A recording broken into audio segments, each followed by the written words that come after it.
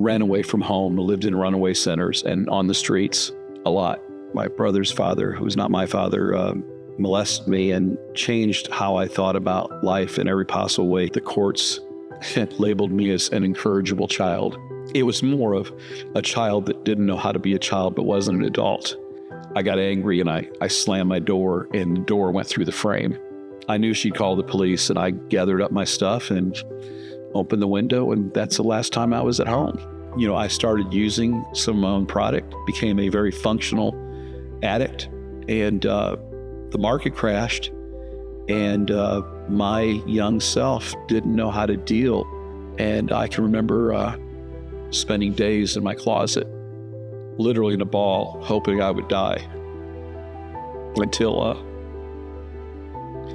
I tried to commit suicide, and it didn't work. And I ended up finding myself on the streets again. It just got deeper and deeper and deeper, and you feel like you're clawing at a side of a hole, and it's just caving in on you. That's the only thing I know how to compare it to.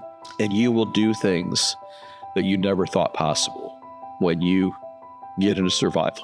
Things that you just don't think you'd be capable of. You get to that place, man, you're hungry, and you want a place to sleep, and you're tired of being dirty. Hi, everyone. I'm Tracy Lewis with Imagine Marketing. I'm joined by Pastor Scott, who is the founder and CEO of Matthew's Hope, as well as Shelley Bradford, who is the president and executive director of Matthew's Hope. Welcome to this week's episode of Straight Talk No BS with Matthew's Hope, presented by Imagine Marketing.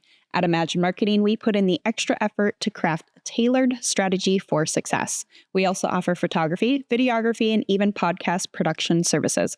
Book a free consultation today. In this episode, we'll be continuing our Real Faces of Homelessness series with none other than Pastor Scott himself. Pastor Scott, you have mentioned many times that you have actually experienced homelessness yourself, but we have never really peeled back the layers of the onion, as you say, and taken a deeper dive into your own past. Are you ready? Let's give it a shot. All right. Well, let's start where we always do with these episodes. Can you share some background about yourself and what circumstances led you to becoming homeless? The first time becoming homeless was as a kid.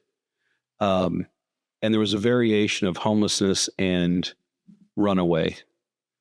There was my little brother was born with 3 holes in his heart. And he required his first open heart surgery at 6 weeks old, and his third by the time he was 1. That left my sister and I to kind of fend for ourselves a lot. My mom, rightfully so, spent most of her time at Riley's Children's Hospital. So my stepfather, my brother's father, who's not my father, molested me and changed how I thought about life in every possible way. He exposed me to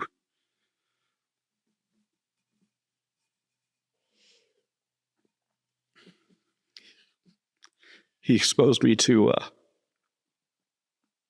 is pretty hardcore pornography. He gave me a very twisted way of thinking. I knew it wasn't right, but I didn't know what to do with it. I just didn't know what to do with it. So I became what the courts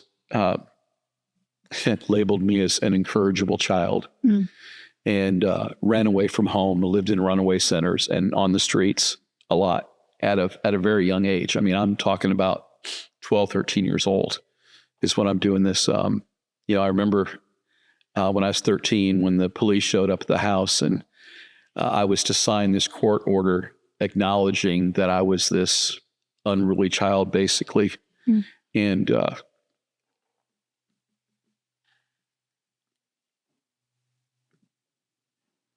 though that's true,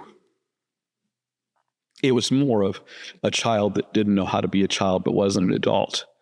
And so I just tried to figure it out on my own.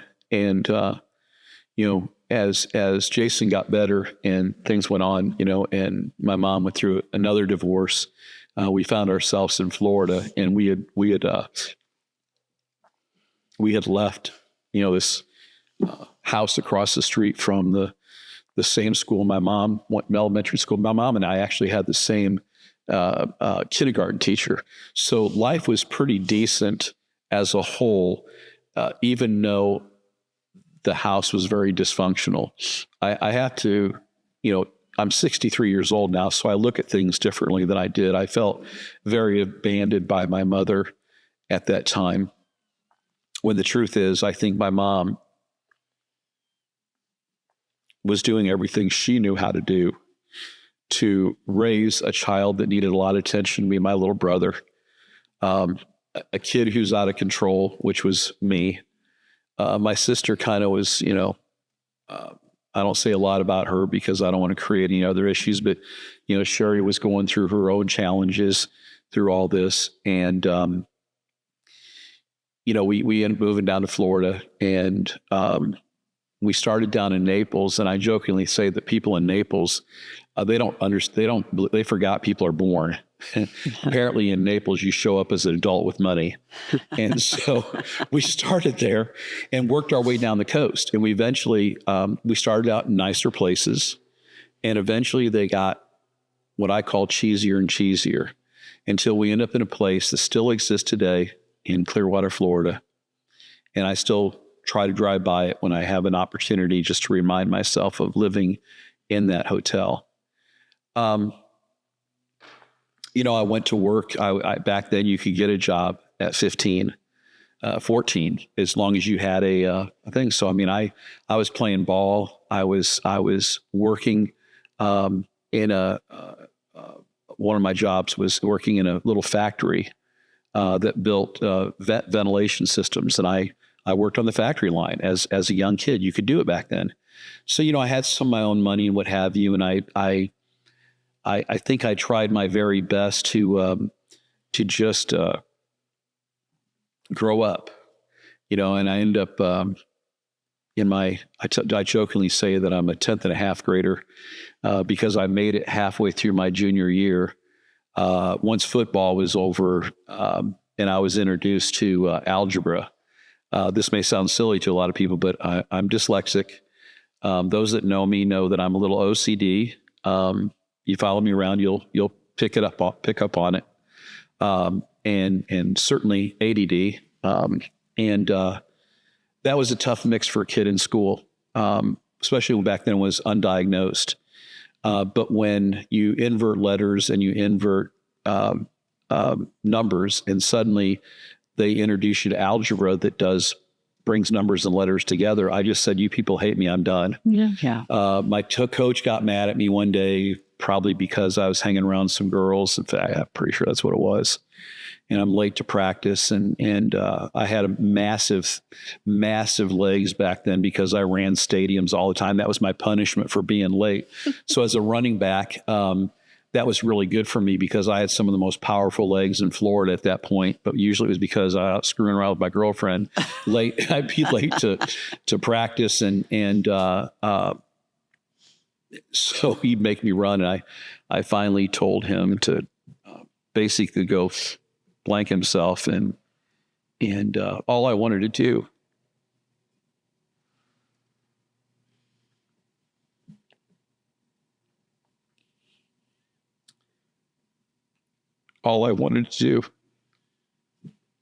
was play football. And I was good at it. People cheered. I played both sides of the line, so I got cheered a lot. And it made me feel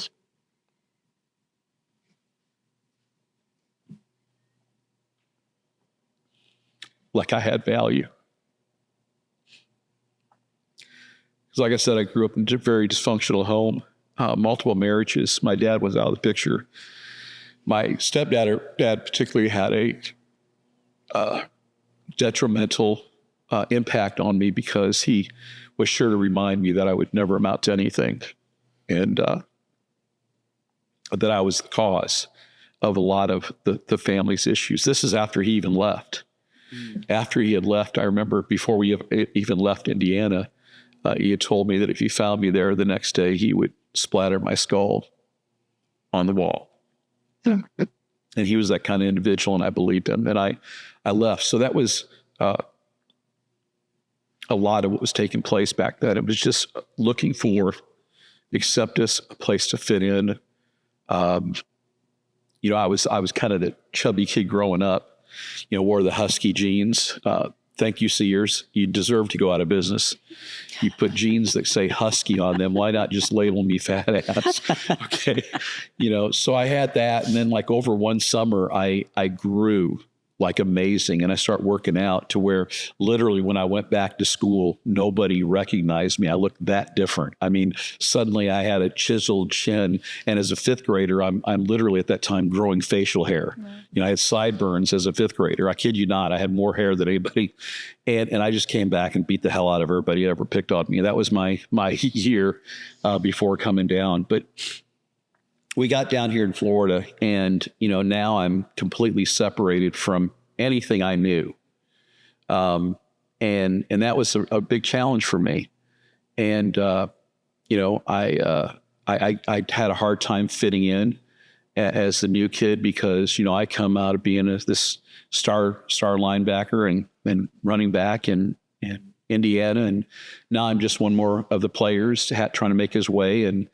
The whole thing was just very difficult for me to get around to where I finally just kind of gave up. And I remember when I quit football, my mom was very upset. She knew how much I loved it. And I got angry and I slammed my door, and the door went through the frame. I mean, literally it's on the wrong side of being able to work anymore. And I was a big kid. I was bigger than I am now. I'm fatter now and heavier, but I was a big kid, and I knew she'd call the police, and I gathered up my stuff and opened the window, and that's the last time I was at home, and I kind of made myself in and out. I'd see my mom now and then, but we just couldn't ever seem to have a relationship. There was always just chaos. And I don't want to sound like I'm blaming this on my mom. She was 18. When she had me. And, my dad basically, he was in the Army, and I was born in Germany, and he basically, for the most part, deserted us. And she did what she could. I remember her working in factories and stuff and taking us places for someone to watch us. So that, I think it's real important. I want people to understand that I really don't blame her, but I did for a long time. I felt that she should have been protecting me. I'm happy to say that it's taken a lot of work, but we have a close relationship now, as close as it's ever going to get, close as it's ever been. We have our moments because there's times where I think Mom has filled in the blanks of a better life than what we had. And maturing and getting older have gotten more to that place where I understand more why the decisions that she made. I'm not saying I'm okay with them any more than I was back then, but she was so young and had no support, and she did what she could, and I think a lot of times when you meet someone who is like me, if they can get to that place where they recognize that a child had a child, and that's a lot. That's a lot. I didn't become a parent till I was 28, and I'm not sure I was ready then, much less being 10 years younger, and so I think it's important that I don't blame her. I blame the circumstances. I blame the system. I can remember as we were looking for different help and what have you, that nobody is really saying, how do you get out of this mess? And I think it plays a lot on who I am today. Sorry, I think I kind of rattled on there. That's good. So you referenced the first time you were homeless. What was the second time? The second time is I'd gone in the military, Air Force, and served a short stint there. I actually got out early. I'm proud to say that I got out with a honorable discharge, but I did not serve my whole commitment. And a lot of it was, I was still trying to figure out me. I'd always, what's interesting is I was always like the team captain of the football team, on the track team. A lot of people won't believe this, but I was a sprinter, and I remember, I used to line up at the line, and these tall black kids would be next to me looking at me like, what's the shot putter doing here? Maybe they ran out of people to run, and I was fast, and they'd always beat me off the line. They had these long legs, and about halfway through, here comes me passing them.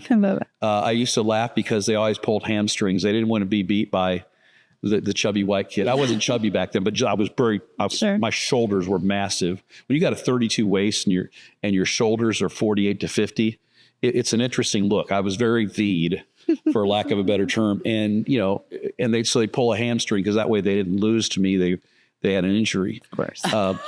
Then they were really blown away to find out that I was the anchor for our relay team that went on to win the Junior Olympics. And at one time, literally had the national record for what it was back then known as the 880 relay. We ran in yards back then, not in meters. And so 3 black guys and me, and, I grew up a part of the time. I mentioned that also because I grew up part of my time where we were the minority. And so to this day, I even struggle with when people talk about color, and it really makes me crazy. If somebody calls me a racist for some reason, it drives me nuts because of the fact that I don't think that way, but again, I try to look at everything. I try to look at things with a broad sense and trying to understand them no matter what it is, which I think has helped me with this. But getting to your actual question, and apologize, I'm surprising.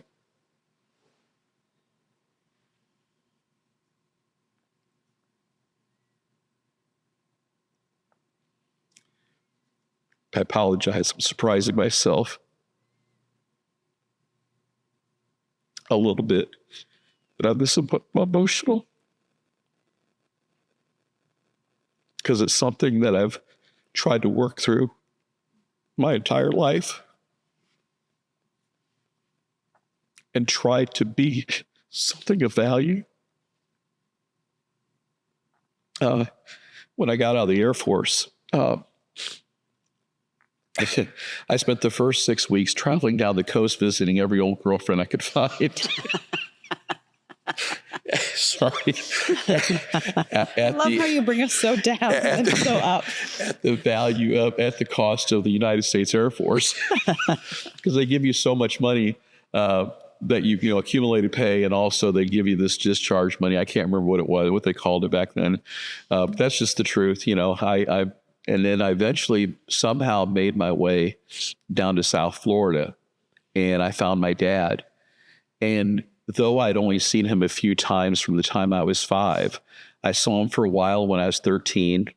I went and lived with him for a while in Michigan. It didn't last very long when I was the incorrigible child. I missed that part. But, all these things that are details that I haven't thought of for probably decades are flowing through my head right now. Anyhow, I found him, and we never had a father-son relationship, but we became friendly until I realized I didn't like the human being he was. But what did happen was that I went to work with him one day because he let me live with him for a short time down in first I lived with him for a short time on a millionaire's property right off the Intercoastal that my dad ran his company. I lived in the guest house, which had a 5-car garage, sat overlooking the tennis court, and I lived in the second floor that you went to through a bookcase. Okay. That was the guest house. So I was exposed to all this money type thing, and my dad managed a lot of this guy's money. And then my dad became a commodities trader. And so I tried him on and off a few times, trying to find myself. I tried to find myself in some very, I look back now, I don't know if I want to call them inappropriate relationships, but there was a value of give and take in every one of those relationships of my effort of not being on the streets. I don't know how to explain it other than that. But I go to his office and I look up and he had made, this is I believe it was 82 or 83. He had made $800,000 in commissions, trade commodities. And his nickname was Bump, and so they called me Baby Bump when the people on the floor got to meet me. And his boss walks in after I was there a couple of days, says, "You think you could do this?" I had no education. I had dropped out of high school. I had a little bit I went to a private business college for a while. I did a little bit of schooling while I was in the Air Force through Maryland University and things like that, but I didn't have any real formal education. And but they offered to help me get my licensing and what have you. And I'm like, why not? Right. And so I become, at a very young age, I have to laugh at it now because at like 22, 23, I become a senior account executive. Senior what? I mean, I was, I was still wet behind the ears. But I literally found a postcard that I used to send out of me in this suit and dressed and looked very businesslike. And I thought, what did those people think when they saw that I was a senior account executive? Because all the guys on the floor were twice my age. But that created a whole nother set of issues for me because it was very unscrupulous. When you look at the cocaine cowboys and that kind of stuff, that's real. That was happening down in South Florida. And I got caught up in some of that. We're making money hand over fist at it. And for me, these guys were established. I'm just making money hand over fist. And we end up moving drugs out of Bimini, which out of the Bahamas and into South Florida. I got caught up in that.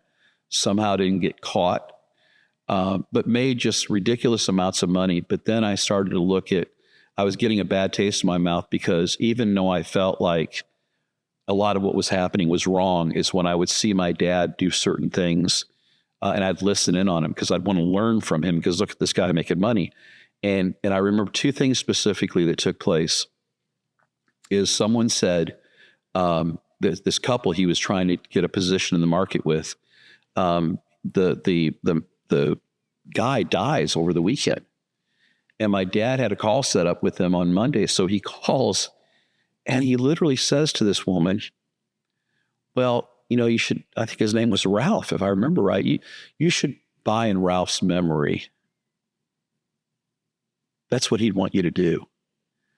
And I remember sitting there thinking, oh my God, this woman just lost her husband and my dad is using it for a closing technique so that he can get her into the market. Wow. And I all of a sudden went from someone who was trying to look up to this man, trying to understand him, to somebody who was disgusted by him. And now I'm in it. And then the second thing that happened that really just completely turned me off was when someone had, back then in commodities, you could put what's called 10% into the market. So you can control $100,000 with $10,000. But if it fell below 7%, you would get what's called a margin call to bring it back up to 10. If it fell below that, you got it. They blew you out of the market, so you lost that money. And these guys would sing, and I remember they'd sing. They could go something like, they call these people early in the morning. You got a margin call, and they had this song, and I'm sitting there going, the hell, these people are losing money, and you're making light of it. But then someone who got completely trashed in the market, my dad literally, with what little they had left, he sold them a Krugerrand coin. That's an African gold coin that is commonly bought for people who stash gold away. And I thought to myself, he got him one more time. Sure. He got him one more time. And that just really, but now I don't know what to do. I'm making all this money and I have all the toys I could possibly want. I used to walk into there's a place down there called Shooters on the Intercoastal. And I'd walk in, I'd buy the whole place drinks. I could afford to do it. Not a big deal, and if you had money, you could have anything you wanted down there. And most of the things you wanted, you probably shouldn't have. I started using some of my own product, realizing that most of the brokers back then were all doing it and were high while we're doing it. I became a very functional addict, and the market crashed, and my young self didn't know how to deal with people losing money, but all of a sudden my book is what you call it, my book of clientele was basically gone. I have to start over. And I remember selling off my toys to try to maintain my lifestyle for as long as I could. And I walked away from it, and I became very depressed. And I had kind of dealt with depression my whole life. But I attempted to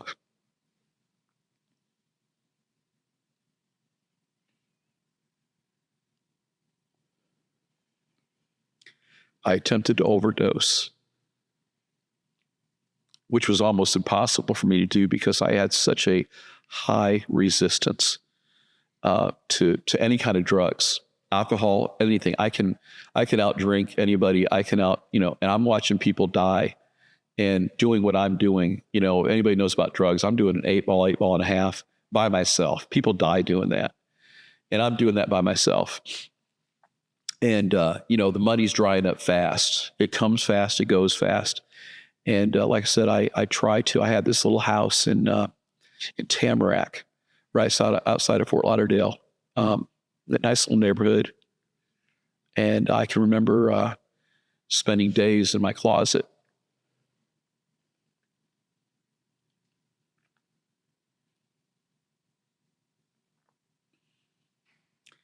Literally in a ball, hoping I would die until I tried to commit suicide, and it didn't work. I just slept. I just slept for a couple of days. Woke up, and here I am, and and I ended up finding myself on the streets again. But I think back then I found always ways to save myself that weren't really the right thing. But I think I empathize a lot with our guests because, we had Katie on a while back, and it was the first time I really became any kind of, that I recall becoming that emotional, listening to talking about things she had done to survive. And there's things you do that you just, as I look at it now, it's like watching a movie of somebody else, and yet it's you. And I did a lot of things that if I could go back,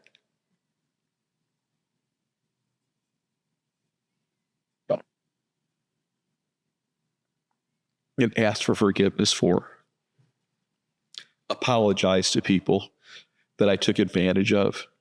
And it really wasn't that I was set out to take advantage of people. I was trying to survive. I was simply trying to survive. And you will do things that you never thought possible when you get into survival. So, if any of you are out there, I'm sorry.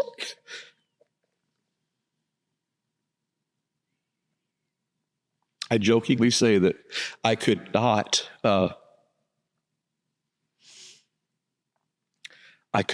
be in a poker game long enough to win myself out of the hole that I was in. It just got deeper and deeper and deeper, and you feel like you're clawing at a side of a hole and it's just caving in on you. That's the only thing I know how to compare it to. So when I see our guests today and I hear them, I get it. Yeah, I never will tell someone I understand. I hate when somebody says I understand, because that is such an unfair statement. I can empathize. I can empathize with their situation and the pain and the challenge and all the different things. But what I can't do is get enough in anybody's head and heart to fully know how they feel or what's going on inside their head. And so I try to never say I understand. I usually would just simply say, I'm sorry that ever happened to you. I guess for a long time, I kind of hoped that somebody would one day say to me, I'm sorry that ever happened to you. And I think the way that I've dealt with it is my addiction is Matthew's hope. I try to pour myself into others I'm not looking for any pat on the back. I really am not, other than the fact that when I do get an attaboy, it feels good. It feels good. I have to admit that you sit there and you go, all right, maybe I do bring some value to this world in some way. You do.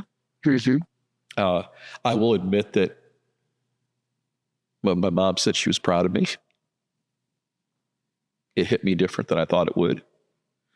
You saw I say I wouldn't give a damn if she ever said anything like that.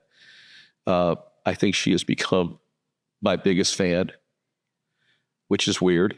I think her husband passed away last year. And my only prayer to God was that don't make me have to take care of my mom, please, because I felt like she hadn't taken care of me. Yeah. And my mom, I think, depends a lot on me now to walk with her through things, and I'm surprised how much she listens to me. It's good. But how we're able to talk about some things. There's some things we can't talk about. There's things that we'll never agree on. Her version will be different than my version. But I also realize too is that we try to fill holes in our lives with the positive. And we often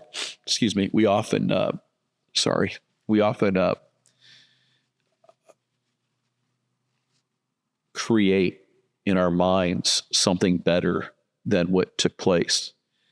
A lot of people know, after my divorce, 11 years ago, I don't even remember how long it was now. My kids quit talking to me, and that's the most horrifying thing you could ever have happen to you. I don't think I was a exceptional father, but I try to be there, and never abused my kids or anything like that. My kids never wanted for anything. They had a good mom. I worked a lot, tried to bring in what I could, but I say that from the standpoint that when I hear it from our guests and stuff, when they have family that won't talk to them for whatever reason, I'm just always reminded there's more story that you're possibly not hearing, and there's probably more trauma than we could ever dream of. And again, trauma is a different thing to me. Did I have a traumatic experience? I don't know that I had time to try to think about having a traumatic experience. What I needed to try to do is figure out where I'm going to eat, where am I going to sleep, and I hear that from our guests today. Yeah. They're exhausted. Scott, when you found yourself back on the street the second time, were you literally living on the streets or in the woods, or were you floating from couch to couch, hotel to hotel, just trying to find a place to sleep each night? Or walk us through that. I was the worst homeless person ever because I'm that guy who still wants to shower twice a day. So I was never a woods guy. I didn't even know people lived in the woods. I really did. I slept between some dumpsters and behind buildings, but I typically was always able to find a place a little more upscale. As ridiculous as that might sound, which simply means a little good laugh there. Which simply means I found a water spigot in the back of your house, and the homeless call it a bitch bath. It's when you wash up the most necessary parts. Okay, and so I would try to find a neighborhood that I didn't seem to draw attention to myself, but that could have access. So you had to go in more upscale neighborhoods because they typically had garages like in back, and there was typically a water spigot there. And back then they didn't know there was people like me back there taking a bath in the back of their house. By the way, thank you. And you that had a water bill that went up because of me. But I always had a sense of, I tried to keep neat looking and clean and respectable. And I didn't think of myself so much as homeless as I was just someone who is trying to survive, and make it. Yeah. Yeah. So we've heard you tell other guests about the importance of embracing their homelessness. Was that something you did yourself, or did you not realize that significance of that until later? I didn't realize, there was nothing like, part of why Matthew's Hope exists is because there was nothing like Matthew's Hope. There was always places you get something to eat, throw you some clothes, I've never seen clothing and food get anybody out of homelessness. And don't get me wrong, it's lovely that people do that. But so there really wasn't a place. And like I said, I didn't think of myself so much as homeless as I was somebody without a job, without an education, without a family to depend on, without, the list just went on I was without. And I need to figure out the one thing about me is I've always been failure was not an option. And so even in the middle of my worst failure, I was always trying to figure out how to get where I needed to be. The downside to that is that you do a lot of things that you wouldn't think you'd do, that I talked about earlier, that I without getting into a lot of details, I will just tell you that